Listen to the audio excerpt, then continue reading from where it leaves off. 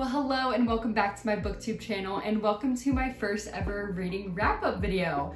I am so excited. We have 12 books to talk about today that I read in the month of July, and I feel like this month went by so fast yet so slow at the same time, but it was obviously a successful reading month, so I'm super excited to talk about it. I'm sure you're all familiar, but if you are not, these reading wrap-up videos just consist of me talking about all the books I read this month, what my thoughts were, a bit of a rating, and if I recommend them. So yeah, let's get started. Okay, I feel like I did this backwards because they're all gonna be on the bottom, but that's okay. Okay, so the first book we have is A Court of Wings and Ruin by Sarah J. Maas. This is the third book in the ACOTAR series.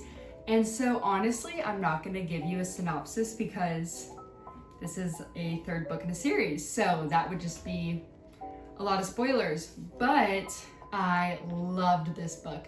This was like a great book to get the month started with. I flew through this more than I was expecting because it's so big, but I seriously loved this so much. I rated it 5 stars. I think this might be the only 5 stars of the entire month, so would highly recommend the ACOTAR series if you're into fantasy or want to give it a shot. But yeah, loved this. And then next we have Love on the Brain by Ali Hazelwood. This was also a really good read. Just to give you a bit of a summary, this is a STEM romance. That's kind of what Ali Hazelwood does if you're unfamiliar. And it's kind of like a workplace romance, but like arch nemesis. And so our main character, B, has to work on this project with this guy that doesn't like her, she doesn't like him, all of that, Levi, and yeah, I'm just gonna leave it at that. But this was really good, really cute. I remember really enjoying this up until the very end. I thought there was a few choices made that didn't necessarily need to go that direction, but like I still liked the book. I just thought it was gonna end differently, but that's totally fine. I rated this 4.25 stars, so yeah, would recommend. Next we have A Court of Frost and Starlight by Sarah J. Maas as well. This is the 4th book, the one that follows the book I just discussed, and I gave this 3.75 stars. I was very picky this month, but like I said, I can't really discuss this too much. Although, so this is a novella, so it's super short, and it was kind of like no plot, just vibes. Honestly, so this is, if you get it, you get it. But this is like those Love Island episodes that are like those bonus episodes. I personally skipped those. I just like don't really care, like give me the drama. But I actually really did enjoy just seeing the mundane here and not seeing all the characters constantly having to fight, something going on, conflict. So yeah, I enjoyed this, honestly. Okay, next we have Love and Other Words by Christina Lauren. I actually made a reading vlog while reading this, so I really recommend checking that out if you want my full opinion. But the summary is, it's Macy and Elliot. There are 2 main characters, and this is like a second chance romance. We get to see 2 timelines, one when they're like children and they're like becoming friends, and then, you know, maybe something more. And then 11 years later, something happens to where they don't talk anymore. And so we see them reconnecting and kind of that dynamic. Yeah, I didn't love this. What did I rate this? I rated this 3.5 stars because I did enjoy like 60% of it, but then the ending, it just wasn't for me. I think there's much to unpack here, and I'm gonna leave it at that. But I mean, a lot of people like this, so I think I would recommend, but yeah. Okay, and next we have Before the Coffee Gets Cold. This was a really short read. There's the author's name. I'm not gonna try and pronounce that, but this is about a little coffee shop in Tokyo, and it says, local legend says that this coffee offers something else besides coffee, the chance to travel back in time. And there's, I think, 4 short stories about different relationships. Like one is called The Lovers, then husband and wife, the sisters, and mother and child. So we get to see 4 different stories play out. And I really did enjoy this. It was definitely different than my usual reads. So I enjoyed that as kind of like a palate cleanser, but ultimately I didn't love this. I do recommend still, but I did rate it 3.5 stars. But it was definitely an interesting read, really quick, and I would recommend. Okay, and then we have Addicted to You by Krista and Becca Ritchie. I gave this 4 stars. I don't want to say too much about this summary just because I don't know what I can say. But I mean, the few sentences on the back say, she's addicted to sex, he's addicted to booze, the only way out is rock bottom. So, you know what this is about.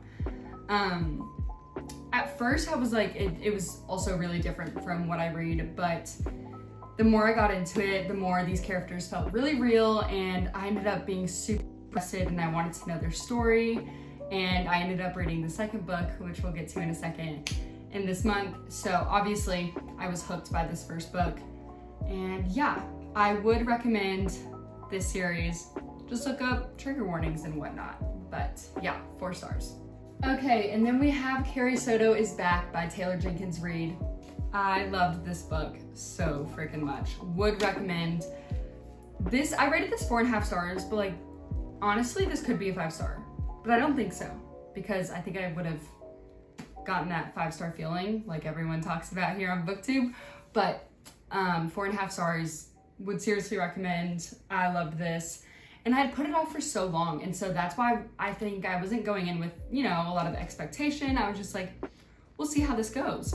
And I loved it so much. This book is about a tennis player. Her name's Carrie Soto, obviously.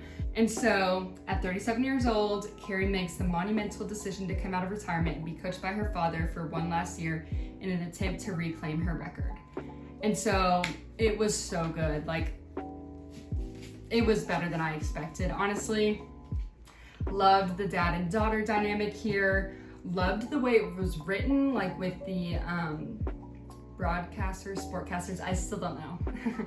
But those kind of excerpts in here, really good. Loved this. Would definitely recommend. Probably my biggest recommendation from this entire wrap-up video is this book, so check it out. And then we have Ricochet, the second book in the Addicted series. Because this is the second book, I'm not going to say much because, yeah. But I enjoyed this. No, that's a lie. Okay, I did enjoy this, but it was just kind of boring. It was kind of, especially compared to the first book where it was like boom, boom, boom. This was definitely more mellow, which is totally fine. Like I said in a previous video, like I understood that this book had to happen, but it was kind of boring. I think, what did I rate this? 3 stars, yeah. Okay, and then the next book I read, I don't have physically because I read it on Kindle, so I'm gonna put it right over here someplace. I read Flawless by Elsie Silver, and this is a cowboy romance, and it was so good. Like, it was definitely giving The Longest Ride kind of vibe. Honestly, like, it was just like an easy romance to read. It wasn't too deep, it wasn't too light. Like, honestly, it was a great book. I rated this 4 stars, so would recommend. Definitely if you're in the like summer mood, longest ride kind of vibes, would recommend. Okay, and then the next book I read was The Scent Keeper. This book was also a book that was out of my comfort zone. My dad gave this to me, so it wasn't something I picked out, and I didn't love it, but I didn't hate it. I rated this 3.5 stars. And yeah, it is about a girl. Our main character's name is Emmeline.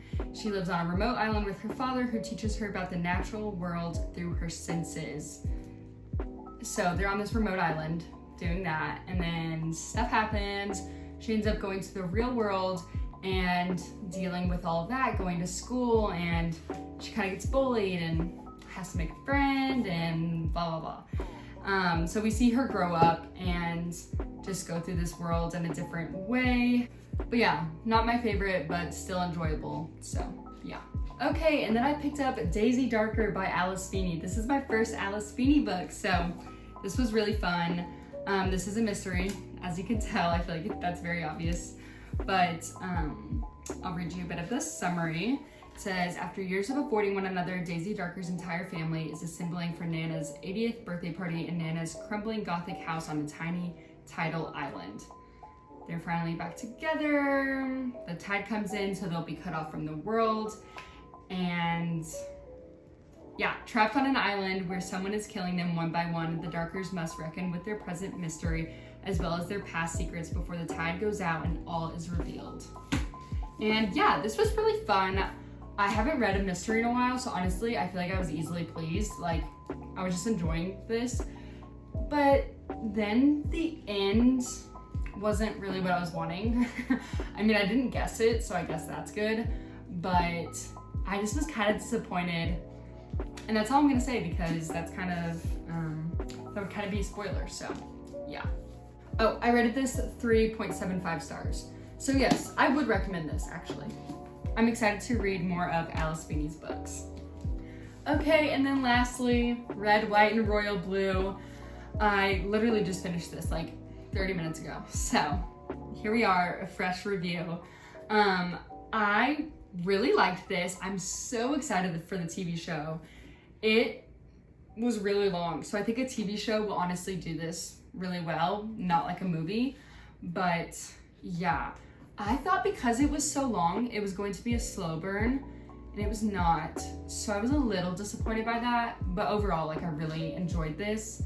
And the whole, like, you know, political aspect of this was a fun mix into like something I don't usually read. Okay, so for summary, we have Alex and Henry, and Alex is the son of the President of the United States, his mom, girl power. And then Henry is a royal, but they kind of have conflict at the beginning, so I don't want to say enemies to lovers, because like I feel like that's not what's going on here.